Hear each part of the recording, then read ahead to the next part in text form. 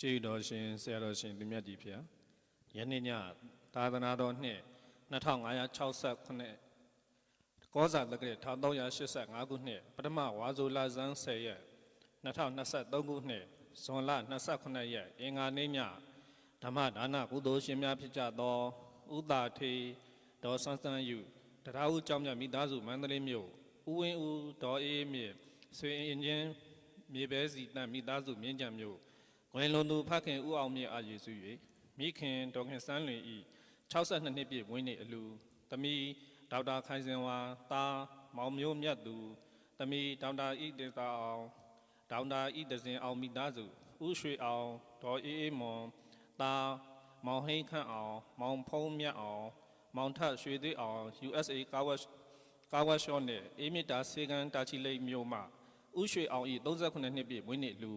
အဖွားတော်အုံးရင်အားရည်စု၍ဦးဇော်ဝင်းဒေါ်တန်းရွှေမိသားစုဖခင်ကြီးဦးအောင်ရွှေကွယ်လွန်သူမိခင်ကြီးဒေါ်ခင်ဝင်းဦးလေးဦးတင်ဖေတို့အားအမှုထား၍ဒေါ်ဟဝါရွှေဦးစောစောမောင်အထခပြန်တီပေါင်းနိုင်ကျေးရွာနေပြီးတော့ကွယ်လွန်သူမိဘဘိုးဘွားများအားရည်စု၍ဒေါ်အမန်သားမောင်စောလွင်အောင်သမီးမမေစုအောင်မြေမောင်ထင်းနှင်းအောင်မိသားစုဖခင်ကြီးဦးအိုင်အမ်ဘရူဝါမိခင်ကြီးဒေါ်ရီနူအမကြီးမပီနာပန်းနီအမညီမမမန်ကလာတို့ယေစု၏မဘေဘီမမဒူနီကိုဘာဘူးဆရာဦးမြင့်ညွတ်အောင်မနိုင်မာထွေးမောင်နှမတစုနမ်တူမြို့ဦးစိန်ဝင်းဒေါခင်နှင်းစီမိသားစုနှစ်ဖက်မိဘများအမှုထား၍ဝဝနဇောမတင်နေငိမ့်မိသားစုမစ္စတာစီပင်ယံမနန်းမီမီထွန်မိသားစုမိခင်ကြီးဒေါ်မြရွှေအားအမှုထား၍မခိုင်တစင်းမိသားစုနှစ်ဖက်မိဘများအမှုထား၍ကိုထွန်းမင်းမအေးစုခိုင်ကွယ်လွန်သွားသောရန်လုံအားရည်စု၍ကိုအောင်မိုးမဆွေဆွေလီမိသားစုတို့မှစုပေါင်းဆင်ရင်ကျင်းပပြုလုပ်အပ်သောအွန်လိုင်းဓမ္မသဘင်နှင့်ဆက်လင်း၍ကျေးတော်ရှင်ပမောက္ခချုပ်ဆရာတော်ဘုရားကြီးမှတရားဒေသနာတော်များဟောကြားချီးမြှင့်ပေးသနာတော်မူပါယံဖျားပြီးတော့ခြေတော်ဆုံးဥခ၍ရိုသေစွာလျှောက်ထားအပ်ပါသည်ဗျာ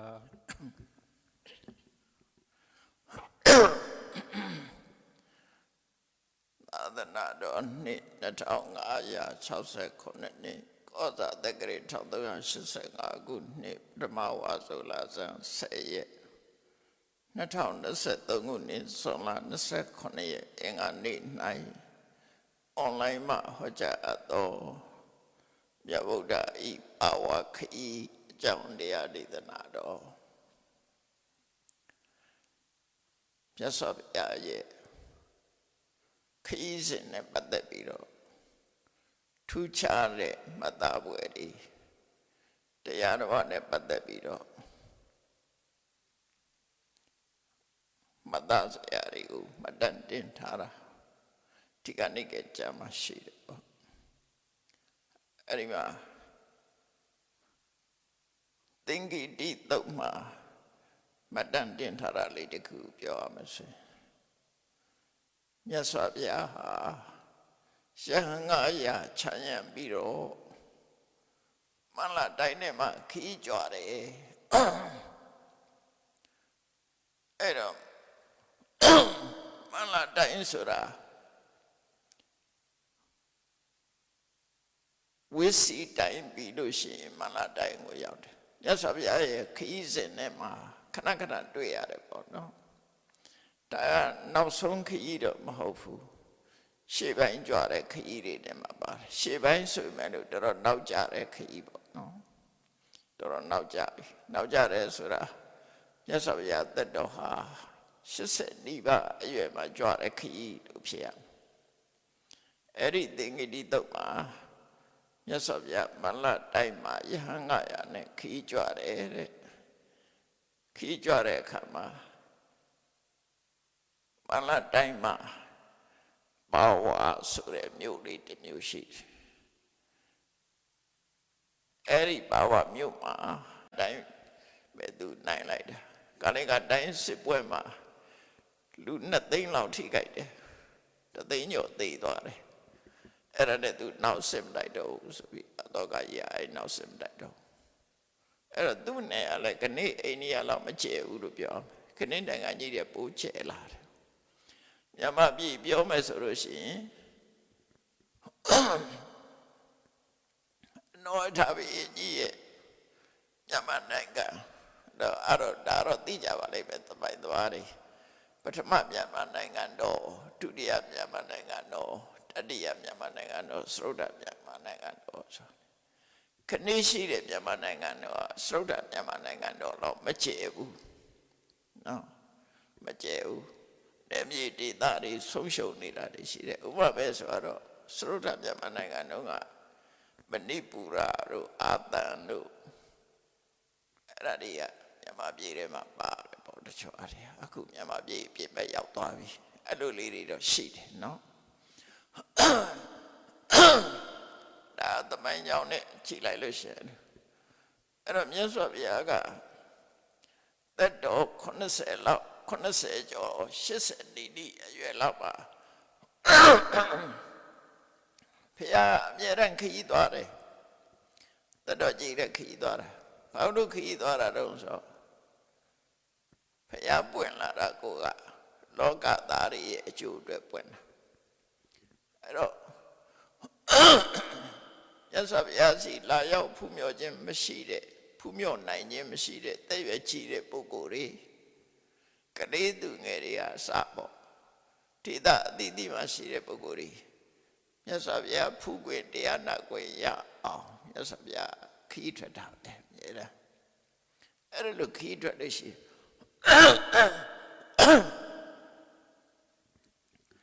အဲ့တော့ဒီကနေ့အခုထွက်လာတဲ့ခီးရတော့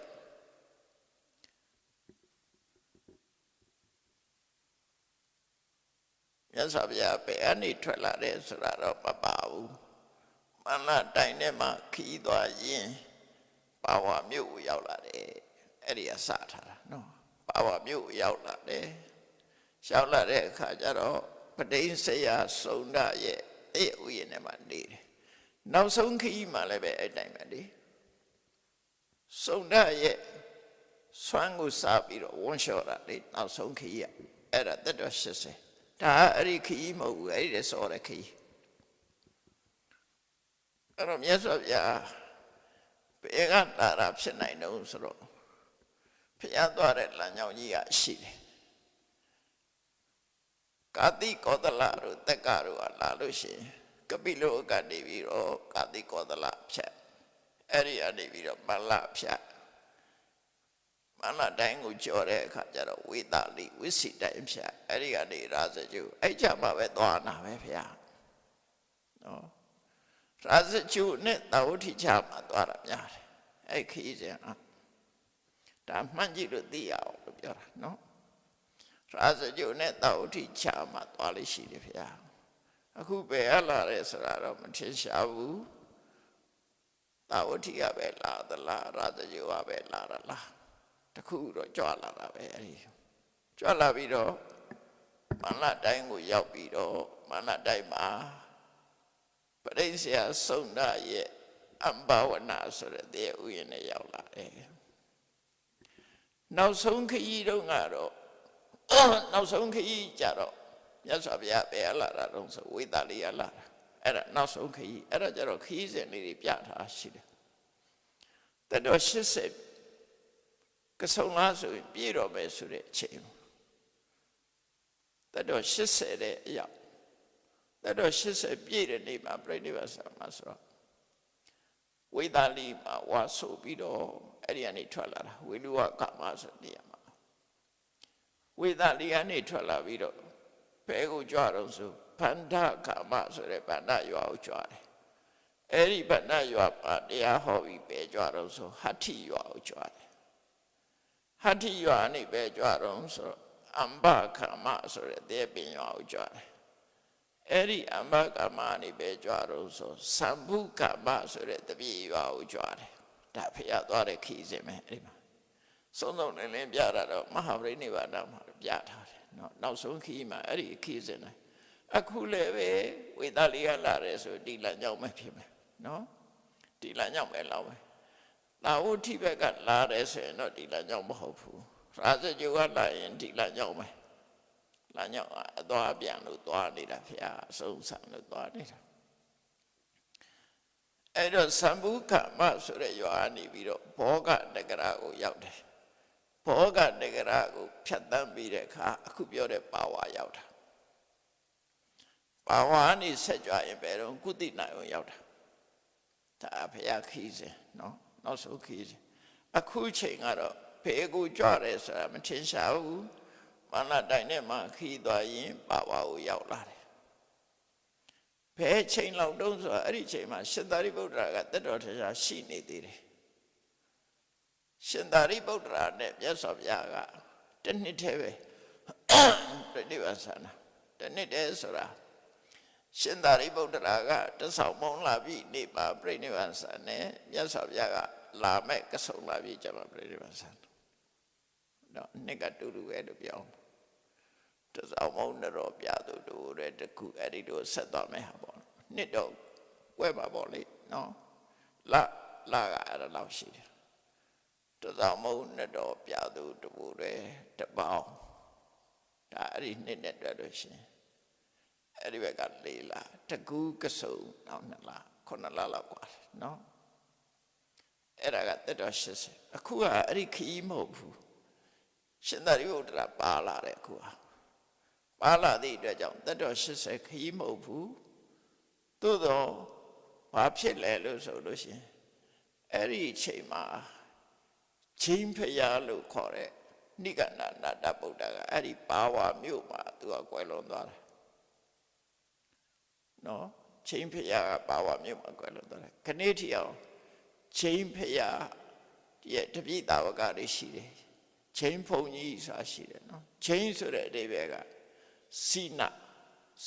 ဆိုတာအောင်နိုင်သူလို့သူတို့ကိုသူတို့နာမည်ပေးထားတာအဲ့ဒါကိုအိန္ဒိယအတန်နဲ့ထွက်တဲ့အခါဂျိနနော်အဲ့ဒီအတန်လေးကိုမှတ်ထားမယ်ဆိုလို့ရှိရင်စညအဲ့ဒီတည်းပဲစအဲ့ဒီလေးလုံးအတန်ကွဲတယ်လို့မှတ်ထားပမာကစာလုံးစာလေးစာကွဲစာပြည့်စွဲစလို့ဖတ်တယ်အိန္ဒိယတန်နဲ့ကြတော့ကြလို့ဖတ်တယ်နော်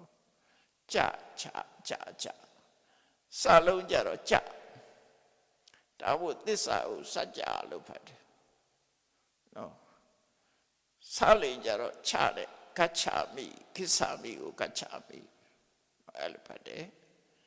နောက်ပြီးတော့စိနာကြတော့ချိနာလို့ဖတ်တယ်ဒါမို့အိန္ဒိယနိုင်ငံမယ်ဒီမှာစာကွဲနဲ့ဆိုရင်စံကြီးခံဒီဆိုတာကြောက်လိုက်ကြတယ်စံကြီးဆိုတာသင်္ဆေယပဲသင်္ဆေယကိုဖတ်လိုက်တဲ့အခါစံကြီးလို့ဖြစ်သွားတယ်သူတို့က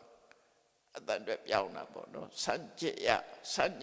ကိုစံကြီးလို့ဖတ်တယ်ဒါသူတို့နိုင်ငံဖတ်တဲ့နည်းပေါ့နော်စာကွဲကိုခြေနဲ့ဖတ်တာဒါတော့ရှိတာပဲနော်အခုဟိုရင်းနေကြည့်ပါလားစာကွဲကိုခြားနဲ့ဖတ်တာရှိတယ်လို့နော်ဆန်ဟိုစေးလို့ရေးထားပြီးတော့လူတွေဖတ်တာဆန်ဟိုစေးခြေနဲ့ရေးတာအဲ့ပဲစေးလို့ဖတ်တာအခြေမဟုတ်ဘူးသူကြတော့နော်အဲ့ဒါကြတော့ပါတယ်တော့ဆန်ဖရန်စစ္စကိုတို့အမေရိကမှာဆန်ဟိုစေးတို့အဲ့ဒါတွေကစပိန်နာမည်တွေစပိန်စကားလုံးတွေအဲ့ဒီအားတွေအဲ့ဒီဘက်ကစပိန်စကားပြောတဲ့မက္ကဆီကိုနဲ့နေတယ်ဒါတော့ဘုသူတပြောပြတာပါအတန်တွေကအဲ့ဒါကွက်ပြမှုရှိတယ်လို့နော်ဒါကြတော့စလို့ဖတ်တယ်အဲ့ဒီငါလုံးပဲမှတ်ထားဒါကိုစလုံးကိုကြစလိန်ကိုချအစတိုင်းပဲစာခွဲကြတော့ခါငယ်ချစာမြင့်ကြတော့ခါကြီးချအဲ့လိုဆိုလို့လေနော်အဲ့လိုဖတ်တာအဲ့တော့ချိန်ဖျားကြိတ်ဖျားနဲ့ခေါ်တာချိနာကိုခေါ်တာသူတို့ကချိနာချိန်ကိုင်းလို့ပြောတဲ့အခါကျတော့ချိနာရဲ့တပည့်တွေကျတော့ဂျိုင်းနာလို့အိန္ဒိယကသုံးတယ်နော်ချိနာရဲ့တပည့်ကိုဂျိုင်းနာလို့သုံးတယ်အဲ့ဒါကြောင့်မို့လို့ China ကနေပြီးတော့ခု chain တို့ဒီလိုအတန်ထွက်လာတာအဲ့တော့ chain ဖုန်ကြီးဆိုတာအဲ့ဒါပြောတာနော်သူတို့ကိုသူတို့အောက်နိုင်သူစိနာဆိုတဲ့အဓိပ္ပာယ်နဲ့ပြောတာဘုရားဘာသာတွေဗမာတွေကလည်းပြောကြတာပဲအရဟံဘဂဝါစိနောဆိုတာအဲ့ဒီစိနောပဲစိနောရတတို့ဘသူတို့ဒီစိနောအချီနောပဲနော်သူတို့ကလည်းအဲ့ဒီအဓိပ္ပာယ်ယူထားတာအဲ့ဒီအဓိပ္ပာယ်ပဲတို့အဲ့တော့မြတ်စွာဘုရားဒီပါဝါကိုကြွတဲ့ခရီးဟာအခုကြွတဲ့ခရီးဟာတတ်တော့85နှစ်ကျော်တဲ့အချိန်မှာကြွတာလို့ပြောလို့ရတယ်80မတိုင်ခင်စောစောကြွတယ်လို့လည်းပြောလို့ရတယ်ဘာလို့လဲဆိုရင်နောက်ပိုင်းမှာစာထဲမှာပါလာတယ်မြတ်စွာဘုရားပါဝါရောက်တဲ့အချိန်မှာတဲ့မကြခင်ကမှမကြခင်လာနိခဲ့လို့လည်းဖြစ်ချင်းဖြစ်မယ်ပေါ့မကြခင်ကမှနိဂန္ဓနာတဗုဒ္ဓဟာပါဝါမြို့မှာကွယ်လွန်သွားပြီဆိုအဲ့ဒီဖြစ်ပျက်ကလေးပါတယ်အဲ့ဒါနောက်ပိုင်းလာလိုက်ပဲနော်အဲ့တော့ဟုတ်ပြီမြတ်စွာဘုရားပါဝါမြို့မာနတိုင်းရဲ့ပါဝါမြို့ရောက်လာတယ်အဲ့ဒီပါဝါမှာမြတ်စွာဘုရားကိုကိုးကွယ်တဲ့စုံဒဆိုတဲ့ပဋိပရိစ္ဆေယရှိတယ်နော်စုံဒဆိုတဲ့ပရိစ္ဆေယရဲ့တဲ့ဥယျာဉ်မှာတရင်သုံးတယ်အဲ့ဒီစုံဒဘုရားဘာသာဘုရားအကြောင်းဆောင်ပေးထားတာ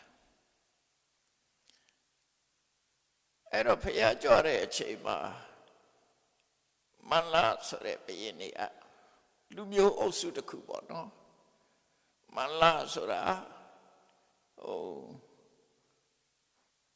သူတို့ကခဏရာလို့ခေါ်တယ်ခရုဟိုတယ်ပေါ့တယောက်တည်းအုပ်ချုပ်တာမဟုတ်ဘူးအိုလီဂါကီ system လို့ခေါ်တယ်အိုလီဂါကီဆိုတာဟိုတူတဲ့ဘယင်းစနစ်နဲ့အုပ်ချုပ်တာမဟုတ်ဘူး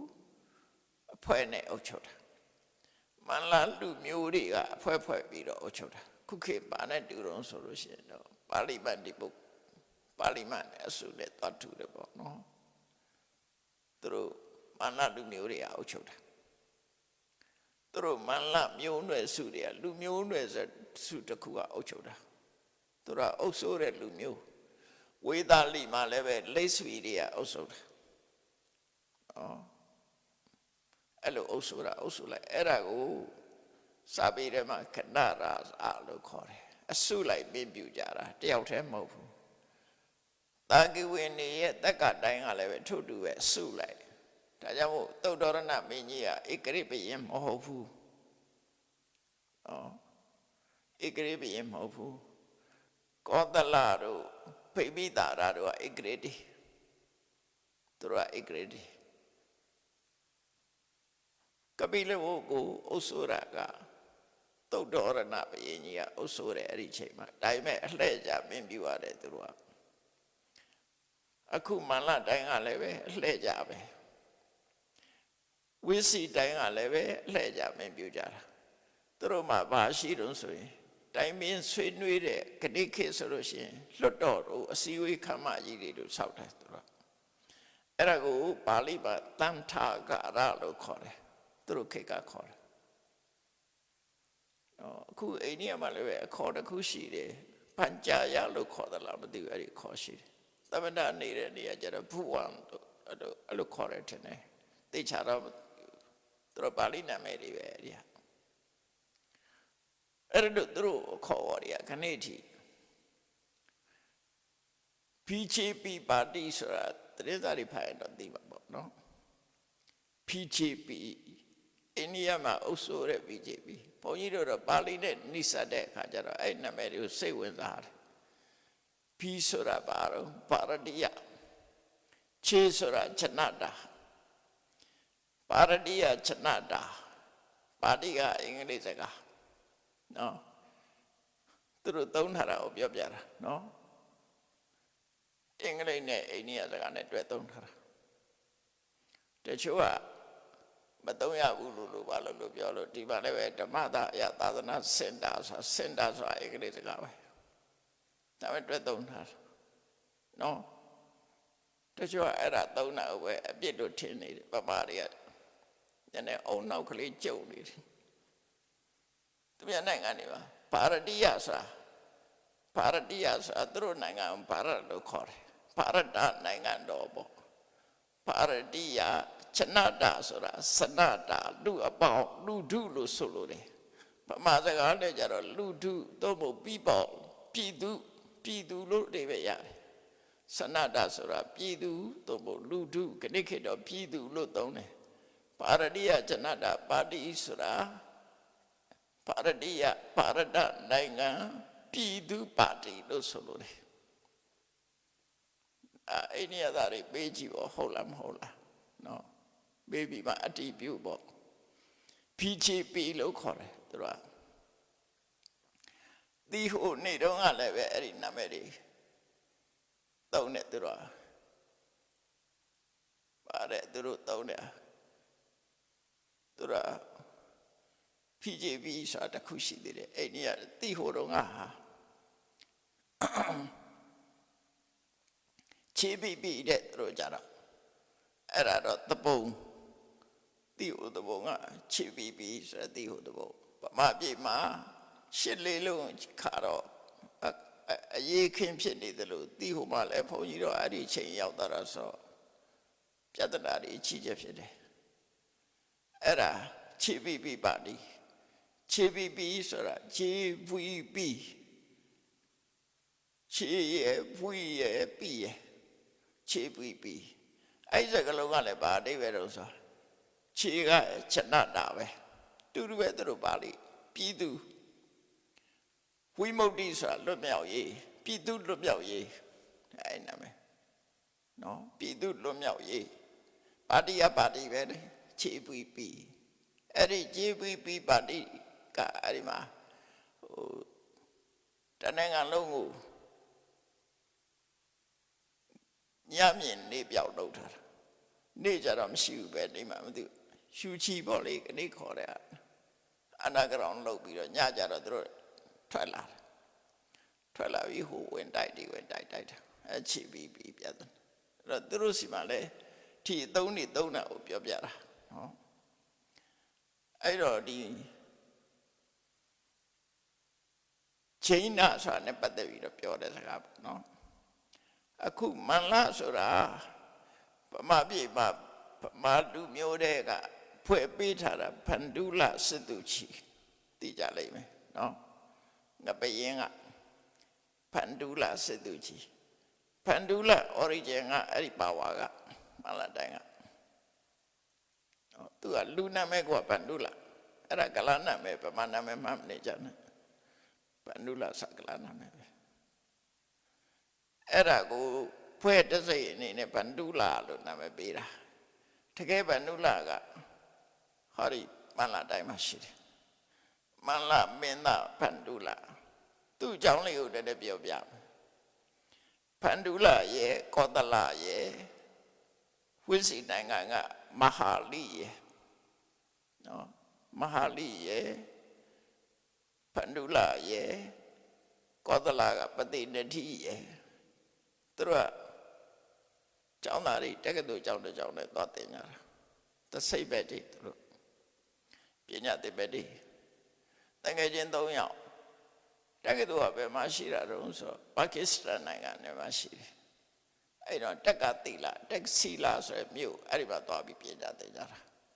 သူကဒီကဘယင်းနေကသူတို့သားသမီးတွေကိုအဲ့ဒီလွှတ်လိုက်တော့ဟိုမှာဆုံကြတာကောသလတိုင်းကပတိနတိမန္လတိုင်းကဗန္ဓုလဝေသာလီကမဟာလိအဲ့၃ယောက်က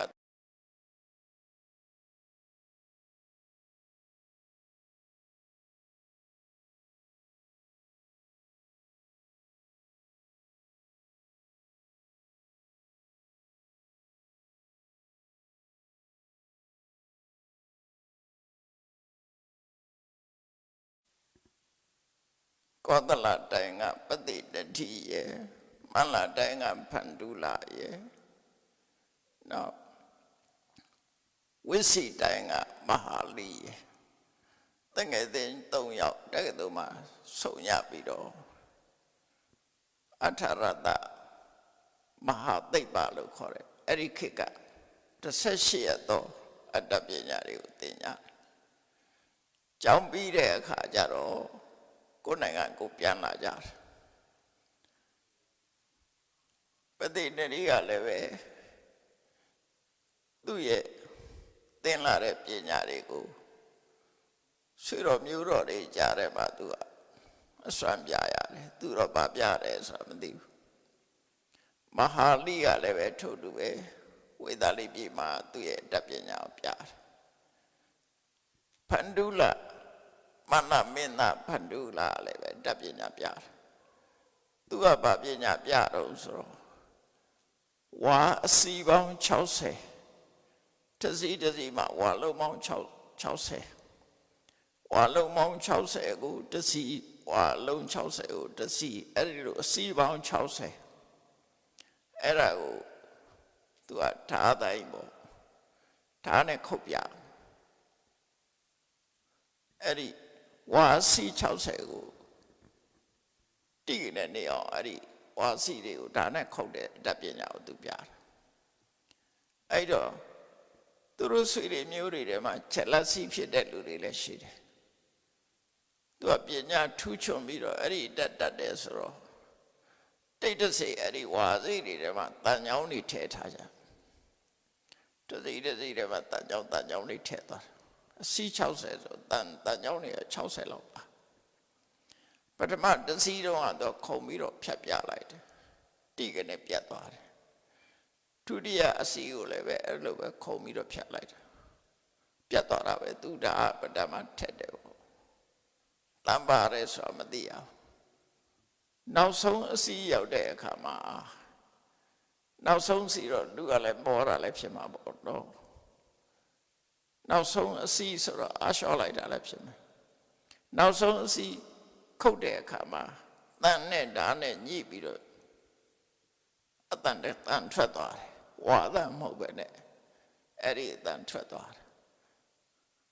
တန်တန်ညင်းထိတဲ့အတန်တစ်ခုထွက်တယ်ပြတ်တော့ပြတ်သွားတယ်အဲ့တော့ကြည့်လိုက်တဲ့အခါကျတော့ဝါစီတိုင်းမှာတန်ကြောင်းတွေပါနေတာတွေ့ရတယ်အဲ့ဒါကို तू ကထားအပြစ်ချပြီးတော့ငါရဲ့ဆွေတွေမျိုးတွေကငါပေါ်မှာမကောင်းကြဘူးပေါ့နော်အကယ်၍ဒီထဲမှာတန်ပါတယ်လို့ငါ့ကိုသတင်းပေးရဲ့အသက်မမီအောင်ခုတ်ပြမယ်ပေါ့ तू အဲ့တော့ငါပေါ်မှာမလို့လာကြဘူးအဲ့တော့အကုန်လုံးတတ်ပြီးတော့ငါဧကရိပယင်လောက်မယ်လို့ तू အချိန်တော့မှသူ့မေဖေတွေကသူ့ကိုဖြောင်းပြပြောဆိုပြီးတော့ငါသားမလောက်ကောင်းဘူးဒါကအစင်လားမရှိဘူးဆိုတဲ့အကြောင်းသူ့ကိုဖြောင်းပြတဲ့အခါမှာအဲ့ဒါဆိုရင်ဒီတိုင်းကမှမနေတော့ဘူးဆိုပြီးတော့သူ့တန်ငယ်ချင်းကောသလရှိတဲ့စီထွက်သွားတယ်အဲ့ကောသလဘင်ကသူ့စစ်သူကြီးခံတာအဲ့ဒါဘယ်လိုလဲစစ်သူလို့ခေါ်တယ်သူဇလန်ကအရှိကြီးပဲအဲ့ဒါလောက်ဖက်ရတာအဲ့တော့မနတိုင်းကဖန္ဒုလဆိုတဲ့စစ်သူကြီးရဲ့စွန့်ရင်တတိကအမြဲတမ်းကြီးမားတယ်အဲ့ဒါကိုခွန်ပြုတဲ့အနေနဲ့ဗမာပြည်ကဖန္ဒုလစစ်သူကြီးဆိုတာဖွဲ့တစိတ်အနေနဲ့ပေးတာလူနာမဲ့မဟုတ်ဘူးဆိုတာသိအောင်လို့ပြောပြတာတော့ကြဖန္ဒုလဆိုတာဗမာပြည်ကမှတ်နေအောင်မတော့ကြဗမာပြည်ကလူကဖွဲ့အစ်စ်ကအဲ့ဒီမနတိုင်းမှာရှိတယ်အဲ့ဒီမနတိုင်းမှာမြတ်စွာဘုရားရောက်သွားတော့မနတိုင်းကလူတွေကဖះရောက်သွားတဲ့အချိန်မှာသူတို့မြို့တော်ပါဝါမှာအစည်းအဝေးခမ်းမဆောင်ကြီးအသစ်ဆောက်လုပ်အဲ့ဒါကြီးပြီးတဲ့အချိန်ရောက်သွားတာဖះရောက်သွားတဲ့အချိန်ကျတော့ဖះရောက်လာတယ်ဆိုတော့ဝမ်းမြောက်ဝမ်းသာဖြစ်ကြတယ်အဲ့ဒီလွတ်တော်ကြီးရဲ့နာမည်ကသူတို့ပေးထားတဲ့နာမည်ကဥပ္ပတကလို့နာမည်ပေးထားတယ်အဲ့ဒီဥပ္ပတကဆိုတဲ့ဒီလွတ်တော်ကြီးအစည်းအဝေးခမ်းမကြီးကိုဖះကြွလာတဲ့ဆိုတော့ဝန္တာအာရဗုဒ္ဓဘာသာတွေရှိတော့မြတ်စွာဘုရားကိုတညအဲ့မှာပြင့်မယ်ဆိုတညချိန်ပေးဖို့မင်္ဂလာယူတဲ့အနေနဲ့ဖះနဲ့တန်ဃာတွေကိုအဲ့ဒီပြင့်တယ်ပြင့်ပြီးတော့အဲ့ဒီမှာအခင်းတွေပါလေအကုန်လုံးခင်းစီပီတွေပါလေထွန်းအဲ့ဒီခေတ်ကတော့ဖ နက်စီးတာမဟုတ်ဘူးအဆောက်အဦတဲ့ဝင်ရင်ခြေဆေးရတယ်ခြေဆေးလက်ဆေးရအခုလည်းတချို့ဘာသာခြေဆေးတယ်နော်ခြေဆေးတဲ့အကျင့်ကဗမာပြည်ကလူတွေတော့မရှိတော့မရှိဘူးအဲ့ဒီကလူတွေကထုံးစံလုပ်ဖြစ်အဲ့အဆောက်အဦတဲ့ဝင်ရင်ခြေဆေးရမယ်မြတ်စွာဘုရားလည်းခြေဆေးတာဒါကြောင့်မို့ခြေဆေးရဟိုအကြီးကြီးတည်ထားတဲ့တာက900ခြေဆေးလို့ရအောင်အဲ့ဒီဆောက်ဦးတဲ့ဝင်တော့မယ်ဆိုလို့ရှိရင်ခြေဆေးကြတယ်ဆေးပြီးတော့တန့်စင်တဲ့ခြေထောက်နဲ့အဲ့ထက်ဝင်မြတ်စွာဘုရားဘယ်လိုထိုင်နေဆိုတာကိုဖော်ပြထားတယ်မြတ်စွာဘုရားကအလဲဘဟုတဲတယ်မှာထိုင်နေတဲ့နော်အလဲဘဟုတဲတယ်မှာထိုင်တယ်အလဲပေါက်မှာဟိုအလဲတိုင်းကြီးတစ်ခုရှိတယ်ပေါ့ကိုနိုင်ကြီးခေါ်မှာပေါ့အဲ့ဒီအလဲတိုင်းကြီးကိုမိကြောပေးပြီးတော့မြတ်စွာဘုရားအရှိဘက်ကိုမျက်နှာလှည့်ပြီးတော့ထိုင်တယ်အရှိဘက်နန်းရံကိုကြောပေးပြီးတော့ပါဝါကလူထုကမြတ်စွာဘုရားဘက်ကိုမျက်နှာမူပြီးတော့ထိုင်တယ်ကျန်တဲ့ယဟန်တွေကအနောက်မျက်နှာကနေပြီးတော့မြတ်စွာဘုရားရဲ့နောက်ကျောဘက်ကိုမျက်နှာမူပြီးထိုင်ကြတယ်ဆိုတော့ဘုရားကိုဝိုင်းထိုင်ကြတယ်ဆိုတဲ့အဓိပ္ပာယ်ရတယ်ဘုရားရဲ့ရှေ့တဲ့မှာကလူတုပရိသတ်နောက်ကျောကယဟန္တာယဟန်တွေနော်ယဟန်900အဲ့လိုဝိုင်းထားတာဝိုင်းပြီးတော့ထိုင်နေတဲ့ပုံစံဘုရားကအလဲဘဟုတဲ့မှာထိုင်တယ်အဲ့လိုထိုင်ပြီးတော့မြတ်စွာဘုရားညတော့နဲ့တော့တကောင်လောက်ရောက်တော့ဝဆယ်နာရီကျော်လောက်ထိပေါ့လေမြတ်စွာဘုရားတရားဟောတာညဥယျံကုန်သွားသည့်ထိအောင်တရားဟောတယ်ဘာတရားဟောတယ်ဆိုတာဒီမှာတော့ဖော်မပြဘူးလူတုပိဋကကိုတရားဟောတယ်ဆိုမြတ်စွာဘုရားဟောနေကြတရားလို့ပြောရမယ်ဆိုရင်ဌာနကထာဌာနကုသိုလ်နဲ့ပတ်သက်တဲ့တရားတွေဟောတယ်ပြီးရင်သီလကထာသီလနဲ့ပတ်သက်တဲ့ကုသိုလ်တရားတွေဟောတယ်နောက်ပြီးရင်ဌာနသီလရှိရင်လူပြည့်နတ်ပြည့်ဆိုတာရောက်တဲ့နတ်ပြည့်ရဲ့အကြောင်းကိုဟောတယ်ဒါအကျိုးဖော်ပြတဲ့အနေနဲ့ဟောတာဟောဒီဒါနသီလလုပ်လို့ရှိရင်ဒီလိုချမ်းသာတဲ့ပုံတွေဆိုတာရှိတယ်အဲ့ဒီကိုရောက်နိုင်တယ်အဲ့ဒါကိုတက်ကကထာလို့ခေါ်တယ်လူဆိုတာလေချမ်းသာတဲ့ဆိုမှလှုပ်ချင်တာလေဒီတိုင်းပဲလှုပ်ချင်မှာဆင်းရဲဒုက္ခဘယ်သူမှမကြိုက်ဘူးချမ်းသာတာကြိုက်တယ်အဲ့တော့တက်ကကထာဆိုတာဟောပြီးတော့ဒီထဲမှာပျော်မွေ့နေမှာဆိုလို့ရသဗျာကာမနာအာရိနဝကထာအဲ့နတ်ပြည်ဆိုတာပြောစရာကောင်းတာတော့ဟုတ်တယ်ဒါပေမဲ့ကာမဂုဏ်အာယုဆိုတာကွာအိမ်မက်တွေပါခဏလေးပဲပြီးဆုံးသွားမှာပါလူတွေတွေ့တာသွားမဆုံးတော့အဲ့ဒီချိန်မှာပြန်ဖြတ်ချတဲ့သဘောပေါ့နော်ဒါနကုသိုလ်လုပ်သီလဆောက်တည်အဲ့ဒါဆိုရင်ဟောရတို့ချမ်းသာတဲ့ပုံမှရောက်နိုင်တယ်ဒါပေမဲ့အဲ့ဒီချမ်းသာတယ်ဆိုတာလည်းထာဝရမဟုတ်ပါဘူးနော်ထာဝရမဟုတ်ပါဘူးအပြည့်နာစာတွေမတတ်များပါတယ်ကာမဂုဏ်ဆိုတာငှားထားတဲ့ပစ္စည်းနဲ့တူတယ်ခဏနေပြန်ပေးရမယ်အိမ်မက်နဲ့တူတယ်နိုးတာနဲ့ပျောက်သွားပြီမရှိတော့ဘူးတော့အဲ့ဒီကာမဂုဏ်အာယုန်ရဲ့အပြစ်တွေကိုမြတ်စွာဘုရားကစတုထအနေနဲ့ဟောတယ်အဲ့ဒီနောက်ကြတော့ဒီကာမဂုဏ်တွေအာယုန်တွေကိုလွတ်လိုက်မယ်ဆိုလို့ရှိရင်မင်းတို့အထိတဲ့ချမ်းသာဆိုတာရှိတယ်ဆိုပြီးတော့နိခမေအာနိတတကထာဆန်ချမ်းသာတို့နိဗ္ဗာန်ချမ်းသာတို့အကြောင်းတွေကိုမြတ်စွာဘုရားဟောတာအဲ့တော့ပါဆွေးလို့တာပေါ့နော်လူဆိုတာလေကောင်းတဲ့ဆိုမှလုပ်ချင်တာလေအဲ့ဒီကာမဂုဏ်အာယုချမ်းသာတွေတဲ့ပိုကောင်းတာဒီချမ်းသာပိုကောင်းတယ်အဲ့တော့လူတွေကစိတ်ဝင်စားတာပေါ့နော်ကောင်းတာတွေလုပ်ပြီးအကောင်းဆုံးချမ်းသာဆိုတာနိဗ္ဗာန်ပဲဆိုတာနောက်ဆုံးမှသစ္စာလေးပါကိုဟောတယ်ဒုက္ခမကောင်းတာတွေဟောလိုက်တယ်အဲ့ဒီမကောင်းတဲ့ဒုက္ခကိုဖြစ်စေတတ်တဲ့တဏှာအကြောင်းကိုဟောတယ်ပြီးတဲ့အခါကျတော့အဲ့ဒီဒုက္ခတွေမရှိတဲ့និရောဓကိုဟောတယ်အဲ့ဒီនិရောဓရောက်အောင်မဲ့လမ်းကြောင်းကိုဟောပြတယ်ဆိုပြည့်စုံတယ်မြတ်စွာဘုရားအဲ့ဒီသစ္စာလေးပါးကိုဟောလိုက်ပြီဆိုရင်လူတွေဟာတရားတို့တရားမြတ်ရတရားတို့တရားမြတ်ရတယ်ဆိုတာဘာလို့ဆိုရင်ရှင်နေမှရှိတဲ့လောဘဒေါသတွေကိုဖယ်ရှားနိုင်သွားတာအဲ့ဒါကိုပြောတာ အတိညာနဲ့ရှင်ထဲမှာရှိတဲ့လောဘတွေဒေါသတွေမောဟတွေအဲ့ဒါတွေကိုရှော့ချနိုင်နောက်ဆုံးမှလုံးဝဖယ်ရှားပြလိုက်အဲ့ဒီအဆင့်ရောက်အောင်မြတ်စွာဘုရားပို့ဆောင်ပေးတာနော်အဲ့ဒီပို့ဆောင်ပေးပြီးတော့တညလုံးအဲ့ဒီတရားတွေညဥ်ရပေါ့လေကုံလုံးဟောပြီးတဲ့အခါကျတော့ကဲအချိန်ကြီးတော့ကုန်သွားပြီအိမ်ပြန်ညတော့လူတွေကိုပြန်လှော်လိုက်တယ်ဘယ်အချိန်လောက်တုန်းဆို7 နာရီလောက်ပေါ့လေညဥ်ရကုံဆုံးတဲ့အချိန်မှာဒီအောင်မြတ်စွာဘုရား7 နာရီ7 နာရီလောက်သူတို့ပြန်လှော်လိုက်တယ်ပြန်လှော်လိုက်တော့ယဟန်တွေကတော့တရားနဲ့နာနေတဲ့ခါတိုင်းနဲ့ညဆိုရင်သိအိတ်ကြတာမဟုတ်ဘူးတရားထိုင်ကြတာခုလည်းမြတ်စွာဘုရားတရားနာနေတော့ယဟန်တွေကတမာတိနဲ့နာတာဖြစ်သည့်အတွက်ကြောင့်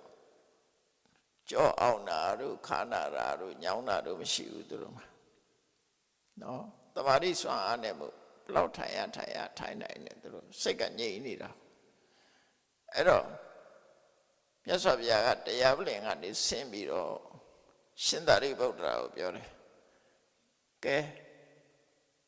မန္လတုမျိုးတွေတိုင်းသူပြည်သားတွေပြန်သွားတဲ့အခါမှာတန်ဃာတွေကတုတ်တောင်မလုပ်ဘူးငြိမ်နေကြတယ်ထိုင်နေကြတယ်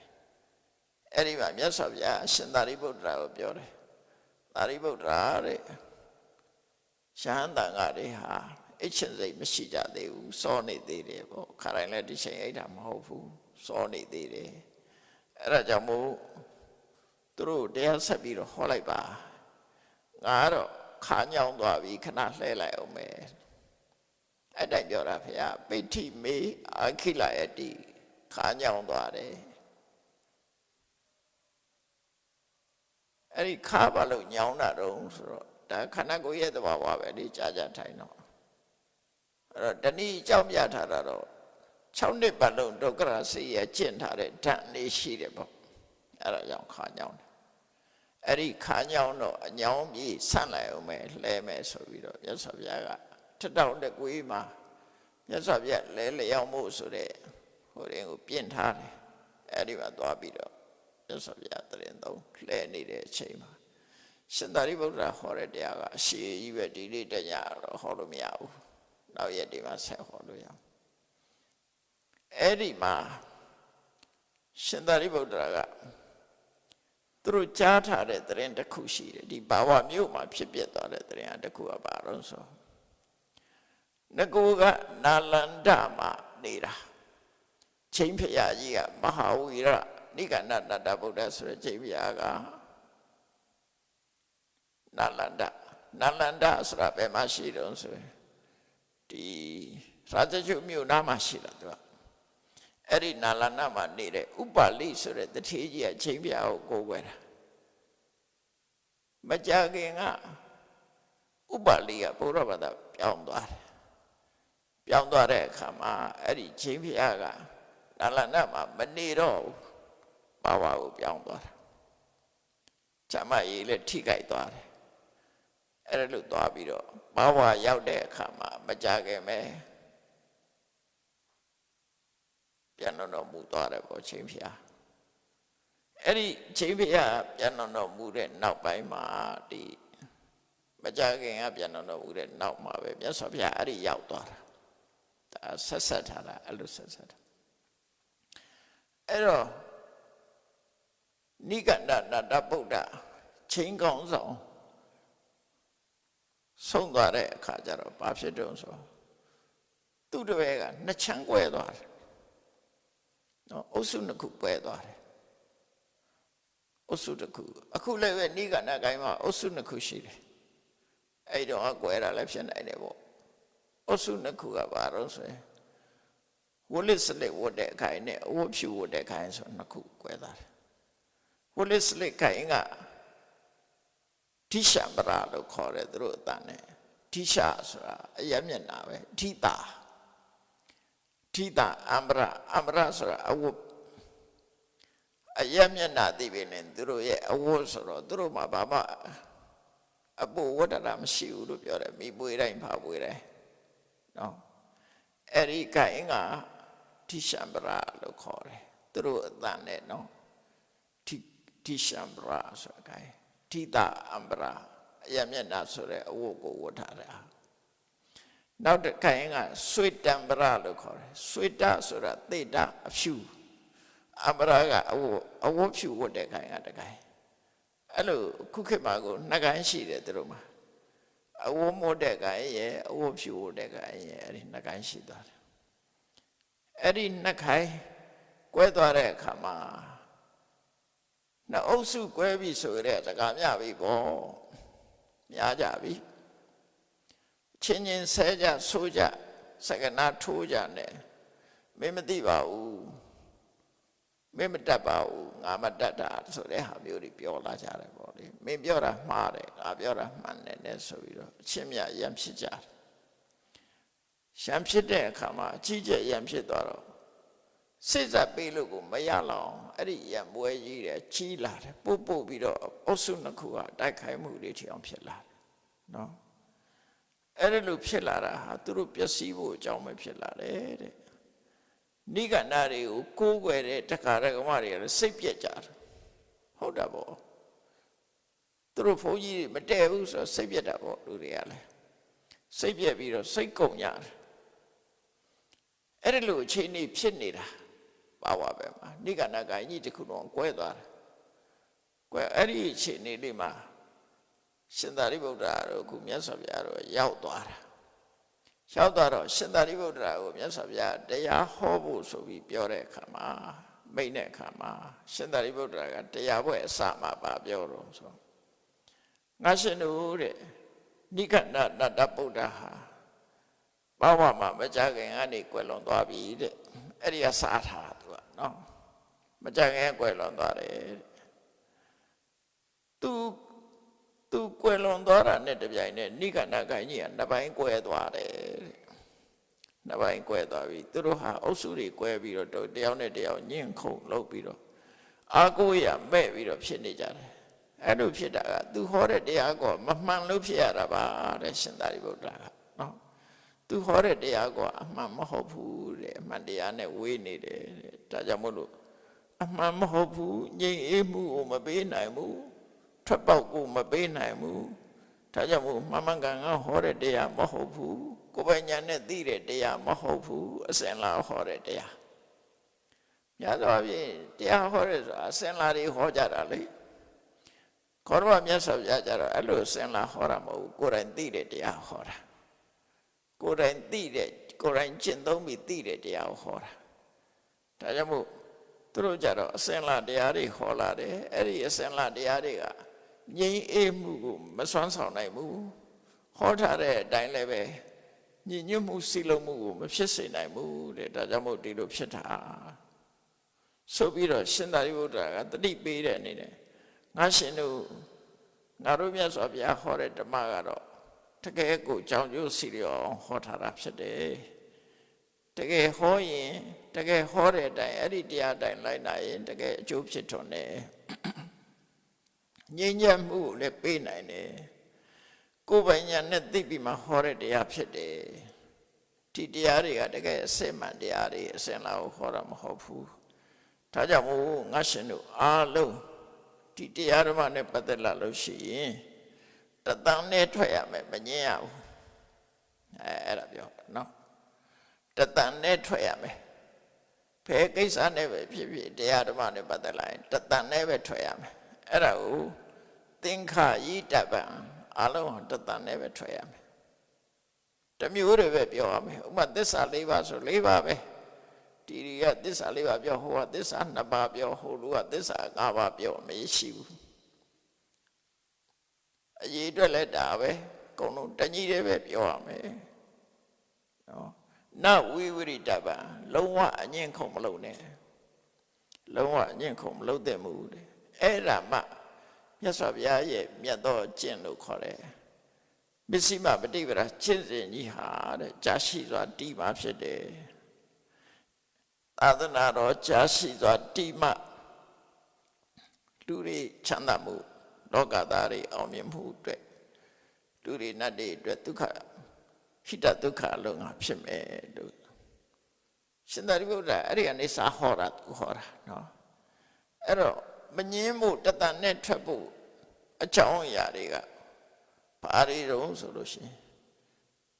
သူအုပ်စုလိုက်ရှင်သာရိပုတ္တရာပြောသွားတာစိတ်ဝင်စားကြကောင်းတယ်တစ်ချက်စုနှစ်ချက်စုသုံးချက်စုလေးချက်စုငါးချက်စုကနေပြီးဆယ်ချက်စုထီအောင်ပြောသွားတာအစုလိုက်ဒီတရားတွေကိုမငင်းနဲ့ဆိုပြီးတော့ပြောသွားတယ်အဲ့တော့ဒီကနေ့တော့တစ်ချက်စုလေးကိုပြအောင်နော်မငင်းရဘူးဆိုတာဘယ်ဟာနဲ့ပတ်သက်တုံးဆိုမြတ်စွာဘုရားဟောထားတဲ့အမှန်တရားတစ်ခုဆိုတာကိုမြတ်စွာဘုရားဟောထားတာရှိတယ်တဲ့အဲ့ဒီတစ်ခုကပါလေသဗ္ဗေတ္တအာဟာရထိတိကာတညီတဲ့ပြောရမယ်သဗ္ဗေတ္တအာဟာရထိတိကာနောက်ဒုတိယအချက်ကသဗ္ဗေတ္တသင်္ခါရထိတိကာရှေ့ဟာတော့အကြာခဏကြားရတယ်ဒါပေမဲ့ဒီထဲမှာနှစ်ခုဟောထားတာနော်ဒါတစ်ချက်ဆိုတာနှစ်ခုပါတယ်ပေါ့သဗ္ဗေတ္တအာဟာရထိတိကာသဗ္ဗေတ္တသင်္ခါရထိတိကာအဲ့ဒါနဲ့ပတ်သက်ပြီးတော့အပြောဆိုမကွဲလိုက်ရဘူးဒီတိုင်းပဲမှတ်ရမယ်ပေါ့ရှမ်းလေးကိုတတိပေးတာနော်ဆိုလိုတဲ့အဓိပ္ပာယ်ကဘာလို့ဆိုသဗ္ဗေတ္တတရှိတတဝါတွေမှန်သမျှဟာအာဟာရချောင်ယက်တည်နိုင်ရတယ်ဒါတခုသဗ္ဗေတ္တသင်္ခါရထိတိကာတတ္တဝါတွေအလုံးဟာသင်္ခါရဆိုတဲ့ပြုပြင်ပေးရတဲ့အကြောင်းတွေကြောင့်ယက်တည်ခွင့်ရတာအာဟာရကြောင့်ယက်တည်နိုင်တယ်ပြုပြင်ပေးနေလို့ယက်တည်နိုင်တယ်ဟုတ်တယ်ပေါ့တညလုံးထိုင်နိုင်မလားပဲထိုင်နိုင်မှာတော့နော်ပြုပြင်ပေးနေရတယ်ဆိုတော့ပြောင်းလဲပေးနေရတာလေအကုန်လုံးလူတွေကသင်္ခါရဆိုတဲ့နေရာမှာဒီနေရာမှာပြုပြင်ပေးရတာကိုပြောတာတနည်းအားဖြင့်ပြောမယ်ဆိုရင်အာဟာရဆိုတဲ့နေရာမှာစားစားတဲ့အစာလို့ဒီလိုအဓိပ္ပာယ်ယူတာတစ်ခုရှိတယ်နောက်တစ်ခုကတော့အစာမစားတဲ့တ attva တွေအတွက်ရည်ညွှန်းပြီးတော့အာဟာရဆိုတာအကြောင်းတရားကိုခေါ်တယ်အကျိုးတရားကိုထုတ်လို့အာဟာရဆိုတာအကြောင်းတရားတ attva တွေလောကမှာဖြစ်တည်နေတာဖြစ်ပွားလာတာရဲ့ယက်တည်နေတာမှာအကြောင်းရှိတယ်အကြောင်းမဲ့ဖြစ်တာမဟုတ်ဘူးလို့ဆိုလိုတယ်နော်အကြောင်းတရားတွေရဲ့ပြုပြင်မှုရှိတယ်အကြောင်းတရားတွေအာဟာရဆိုတာစွမ်းဆောင်မှုသင်္ခါရဆိုတာပြုပြင်မှုဒီအဓိပ္ပာယ်လေးကိုမှတ်ရနော်နှစ်ခုစလုံးဟာအာဟာရကလည်းအကြောင်းတရားပဲသင်္ခါရကလည်းအကြောင်းတရားပဲတတ္တဝါအလုံးယက်တည်နေတာဟာနော်စွမ်းဆောင်မှုပေးထားလို့ထိမ့်သိမ့်မှုအကြောင်းတရားကြောင့်ဖြစ်တာတတ္တဝါတွေအလုံးယက်တည်နေတာဟာပြုပြင်ထိမ့်သိမ့်ထားလို့ယက်တည်နိုင်တာတစ်ခုစလုံးဟာအကြောင်းတရားတွေပဲအကြောင်းမဲ့တတ္တဝါတွေဟာယက်တည်နေတာမဟုတ်ဘူးဆိုတာကိုဒါတသံနဲ့ထွက်ရမယ်နှစ်တန်ဖြစ်ဘယ်လိုဖြစ်မလို့ဆိုသဗ္ဗေတ္တရတ္တိကတတ္တဝါအလုံးဟာအကြောင်းကြောင့်ယက်တည်တာမဟုတ်ဘူးဆိုရင်တတ္တဝါအလုံးဟာဘုရားသခင်ရဲ့တကူကြောင့်ယက်တည်တာလို့အကြောင်းမဲ့ယက်တည်တာလို့အဲ့လိုတွေဖြစ်ကုန်နိုင်တယ်လေအကြောင်းတရားကိုလိုက်ပြီးတော့ရှောက်ပြောလို့ရှိရင်မြတ်စွာဘုရားမဟုတ်ဘူးတစ်ခုတည်းပဲအာဟာရလို့ဆိုတဲ့အကြောင်းတရားကြောင့်ယက်တည်တာပြုပြင်ထိမ့်သိမ့်မှုဆိုတဲ့အကြောင်းတရားကြောင့်ယက်တည်တာအဲ့တော့တတ္တဝါတွေ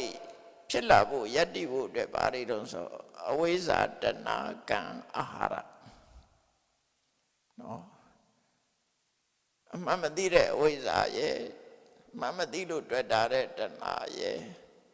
အမှန်မသိသည့်အတွက်ကြောင့်လှုပ်ချင်အောင်လုပ်မိတဲ့ကံတရားရဲ့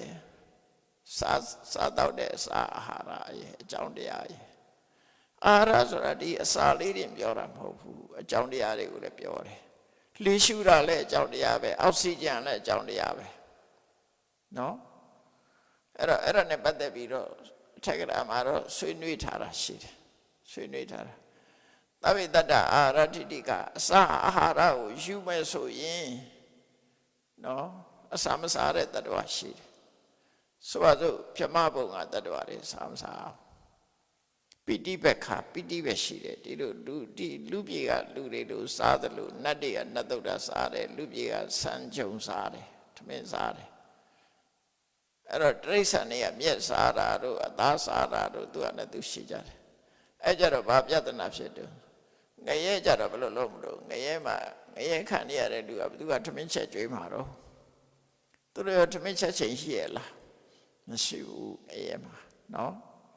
အော်ဟင်းညီညွတ်နေရတာဆန်ရောင်းမဲ့လူလည်းမရှိဘူးဆန်ဈေးလည်းမရှိဘူးတော့ထမင်းစားဖို့တို့ချုပ်မို့တို့ဘောင်းမို့တို့ဝယ်စရာလည်းမရှိဘူးကော်ဖီလည်းမရှိဘူးအဲ့ဒီမှာအဲ့ကြတော့တပိတ္တရာရထိကဆိုငရဲသားတွေမပါဘူးလို့ပြောမှဆိုလို့မဟုတ်ဘူးငရဲသားတွေကလည်းအာဟာရရှိတယ်ပါအာဟာရတော့ဆိုရင်အာဟာရနဲ့ပြောမယ်ဆိုရင်သူတို့ပါဇက်ထဲရှိတဲ့တွေးမြို့ချတာအာဟာရပဲတဲ့နောက်အဲ့ဒီအစားအစာကိုမယူဘူးဆိုရင်သူတို့ရဲ့အာဟာရကကံတရားတဲ့အကြောင်းတရားလို့ဆိုလို့တယ်ပေါ့အာဟာရဆိုတဲ့စကားလုံးကလူတွေစားတဲ့တရားတွေစားတဲ့အစာဆိုတာကအထိပ္ပယ်တစ်ခုအကြောင်းတရားဆိုတာအထိပ္ပယ်တစ်ခုနှစ်ခုနောက်အတင်ညတဘုံကပြပါကြီးကရုပ်ခန္ဓာပဲရှိတယ်သူလည်းပိဋိမှမဖြစ်တာမဖြစ်ပေမဲ့လို့သူအသက်ရှည်နေတယ်လေ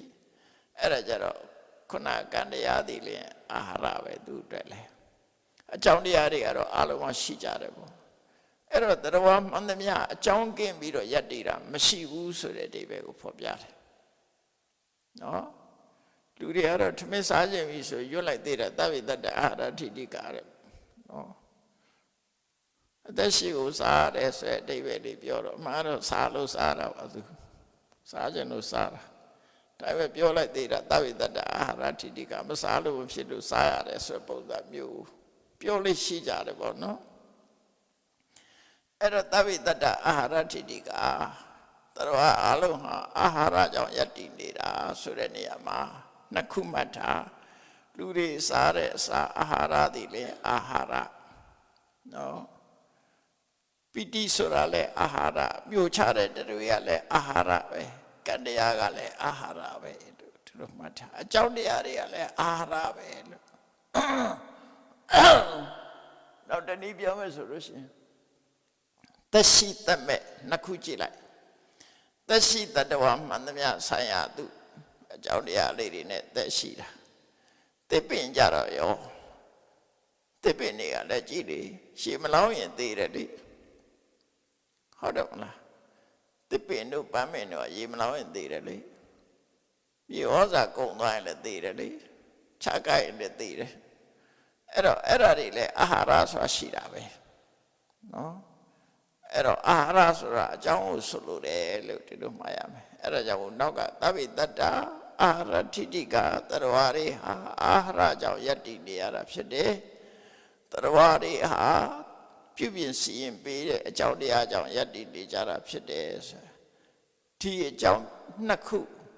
ဧကောဓမ္မောတစ်ခုသောတရားဆိုတာနဲ့ပတ်သက်ပြီးတော့လုံးဝမငင်းပါနဲ့တဲ့ဒါနဲ့ပတ်သက်ပြီးအငင်းခုံမလုပ်ပါနဲ့ဒါလုံးဝမှန်ပါတယ်အကြောင်းကင်းတဲ့တရားဆိုတာမရှိဘူးတရားတွေယက်တည်မှုဆိုတာအကြောင်းပေါ်မှာယက်တည်နေတယ်ဆိုတော့ဒီအချက်နဲ့ပတ်သက်ပြီးတညီတဲ့လက်ခံကျင့်သုံးရမယ်ဒါမှလောကသားတွေအတွက်ဟိတဒုက္ခဖြစ်ပြီးတော့မြတ်စွာဘုရားရဲ့ဆုံးမတွေကြာရှိတီးမှာပါလို့ရှင်သာရိပုတ္တရာကဒီတစ်ချက်စုနဲ့နှစ်ခုဟောလိုက်တဲ့တစ်ခုနော်နောက်တစ်ခါနှစ်ချက်စုနဲ့ကြတော့တော်များများဟောထားတယ်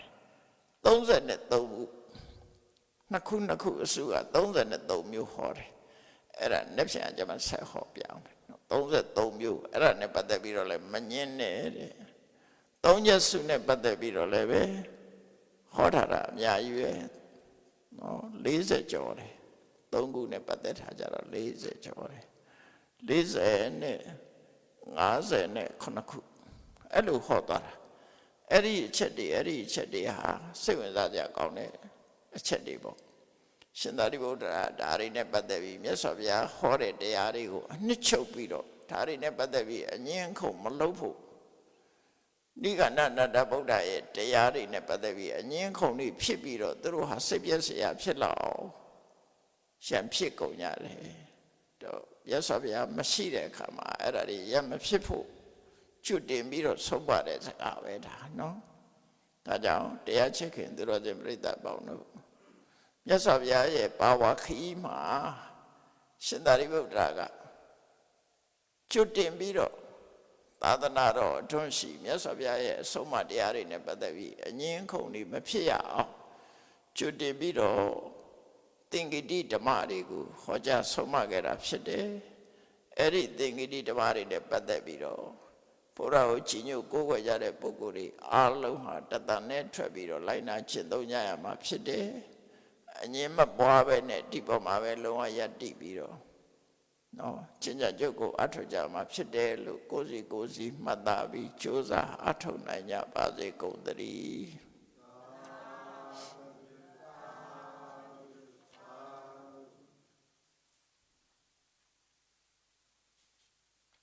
ရှိစချရအောင်အရှင်ဖေယဖရာတပည့်တော်တို့သည်ဓမ္မအတိညာရရှိမှသာလျှင်နိဗ္ဗာန်ချမ်းသာကိုမျက်မှောက်ပြုနိုင်ပါသောကြောင့်ဓမ္မအတိညာရရှိစေရန်ရှိတန်ကြလျက်ဓမ္မတပင်ဆင်ရင်ကျင့်ပါပြုလုပ်ကြ၍အမတဒါနဓမ္မဒါနတရားလူတော်ကိုပေးလူကြပါကုန်၏တရားတော်မြတ်ကိုကျိုးသိလေးမြတ်စွာမမတ်သားသာအာယုံထားလျက်နာကြားကြပါကုန်၏တရားတော်မြတ်ကိုတတ္တဗဝတ္ထုအစုစုတို့ဖြင့်ပူဇော်ကြပါကုန်၏ယနေ့ယခုအထောက်ပြုလုပ်ကြရသောဤကောင်းမှုဤကုသိုလ်စုစုသည်နိဗ္ဗာန်ချမ်းသာ၏အကြောင်းထောက်ပံ့ဖြစ်ပါစေတည်းဤကောင်းမှုဤဖို့ပါကကိုအမိအဖာအဖိုးအဖွာဆွေမျိုးညတိတို့အားကုသိုလ်အမြတ်ဝေငှပါကုန်၏သာသနာတော်ဆောင်နာလောကဆောင်နာတို့အားကုသိုလ်အမြတ်ဝေငှပါကုန်၏30ဘုံကျင့်နေကုန်သောလုံးစုံများစွာတတ္တဝါတို့သည်ကုသိုလ်အမြတ်ကိုယ်စီရကြကုန်သည်ဖြစ်၍ကိုယ်စိတ်နှဖျားချမ်းသာကြသည်ဖြစ်ကြပါစေကုန်သတည်း